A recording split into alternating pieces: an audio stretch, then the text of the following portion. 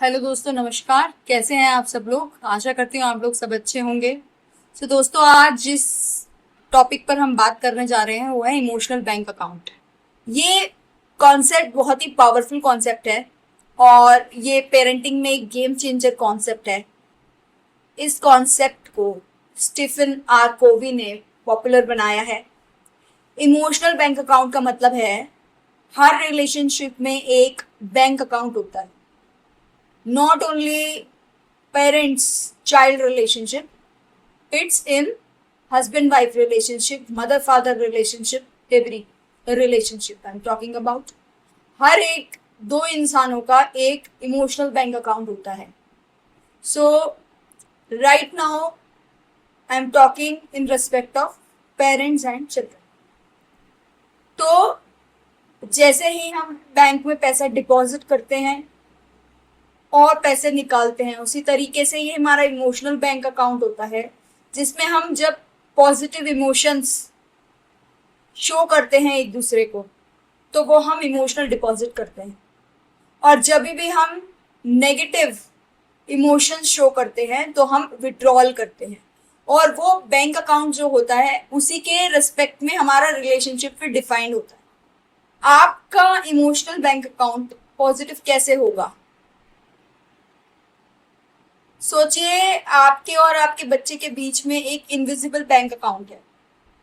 जब आप उसकी बातें ध्यान से सुनते हैं, आप उसके साथ हंसते हैं, आप उसके साथ खेलते हैं, उसके एफर्ट्स की तारीफें करते हैं, उसके साथ क्वालिटी टाइम स्पेंड करते हैं, आप उसे उसकी गलतियों पे एकदम से ना डांट के बाद में समझाते हैं, एकदम से ना चिल्ला के थोड़ा सा रुक के बाद में समझाते हैं।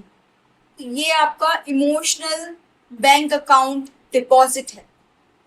और जब भी आप बच्चे को बार बार किसी चीज के लिए क्रिटिसाइज करते हैं कि तुमसे नहीं होगा, तुम एक अच्छे बच्चे नहीं हो, तुम एक इंटेलिजेंट बच्चे नहीं हो, तुम्हें बार बार पढ़ाते हैं तभी भी तुम्हारे समझ में नहीं आता है, तुम एक स्लो बच्चे हो, तो ये एक नेगेटिव स्टेटमेंट है जब हम एक बच्चे को देते हैं। तो ये एक विड्रॉल है इमोशनल बैंक अकाउंट से। जब हम बच्चे को कंपेयर करते हैं, या जब हम बच्चे को इग्नोर कर देते हैं, या हम बच्चे का प्रॉमिस तोड़ देते हैं, बच्चे पे चिल्ला देते हैं, ठीक है। देखिए, बच्चों को टोकने का भी एक अलग तरीका होता है। जब बच्चा गलती करे एकदम से उसको चिल्लाया नहीं जाता है, शांत रह के उस चीज को बाद में बताया जाता है कि क्या इस चीज के नुकसान है। उसकी गलती ना निकाल के उसके नुकसान को बताया जाए तो बच्चा जल्दी समझेगा, रेदर देन उसको ब्लेम किया जाए। तो ये सारे क्या है? विड्रॉवल्स हैं। जब हम इस तरीके से इमोशनल बैंक अकाउंट में से विड्रॉल ज्यादा होता है और डिपॉजिट कम होता है, तो आपको भी पता है हमारा बैंक अकाउंट जब पैसा नहीं होता, विड्रॉल ज्यादा होता है, डेबिट बैलेंस ज्यादा होता है, तो नेगेटिव हो जाता है, ठीक है। तो जहां पे इमोशनल बैंक अकाउंट नेगेटिव है वहां बच्चा आपकी बिल्कुल भी नहीं सुनेगा। सपोज करो, मान लीजिए पूरे दिन एक मदर बिजी थी, लेकिन शाम को बच्चा बोला कि मेरे साथ खेलिए 15 मिनट, और वो 15 मिनट माँ ने बिताए, तो हायर चांसेस इज जब नेक्स्ट डे मदर उसे बैठाएगी पढ़ाने के लिए तो वो उसकी सुनेगा। लेकिन आपका इमोशनल बैंक अकाउंट बच्चे के साथ में है ही नहीं, तो वो आपकी सुनेगा भी नहीं। तो धीरे धीरे इमोशनल बैंक अकाउंट डेवलप करना जरूरी होता है बच्चे के साथ। बच्चे ज्यादातर उन लोगों के साथ में इमोशनली सेफ फील करते हैं जहाँ पे उनका इमोशनल अकाउंट ज्यादा स्ट्रांग होता है। जहाँ बच्चे इमोशनली ज्यादा सेफ फील करते हैं वहाँ वो उनको उनके साथ में नेचुरली कॉर्पोरेट करते हैं बच्चे। जब बच्चा इमोशनली कनेक्ट फील करता है, उसका ब्रेन सर्वाइवल मोड में नहीं होता, वो इंस्ट्रक्शन को रेजिस्ट कम करता है, ठीक है। इसलिए कनेक्शन डिसिप्लिन से पहले आता है। दिस इमोशनल अकाउंट आप देख लीजिए, आपके बच्चे के साथ में आपका इमोशनल डिपॉजिट ज्यादा है या इमोशनल विड्रॉल ज्यादा है। तो मैं अगर आपको इमोशनल डिपॉजिट्स के एग्जाम्पल बताऊं, तो जब हम बच्चे के साथ में आई कांटेक्ट करते हैं, सपोज बच्चा आपके पास में आया ड्राइंग लेके, उसने बोला कि ये देखिए, ये मैंने बनाया है पापा मम्मी, और आप किसी कॉल पे बिजी हैं या अपना काम करते हैं, हाँ हाँ बोलते जाओ बोलते जाओ, आपने उसकी तरफ देखा ही नहीं, तो ये एक विड्रॉवल है। आपने आई कांटेक्ट नहीं किया बच्चे के साथ। So this is withdrawal. आपने आई कांटेक्ट बना के अपने बच्चे से कितना बोल दिया कि बेटा मैं अभी बिजी हूँ, अभी देखता हूँ, आप रख दो।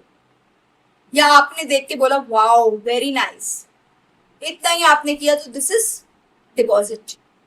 आपने बच्चे को हक कर दिया, बच्चे को स्माइल कर दिया, या आप बिजी हैं या फिर आप किसी मीटिंग में बिजी हैं और आपका बच्चा आपके पास आया, जस्ट गिव देम अ हग, किस, और फिर उनको बोलो मैं बिजी हूँ अभी, फिर आपसे बात करता हूँ। Do like this.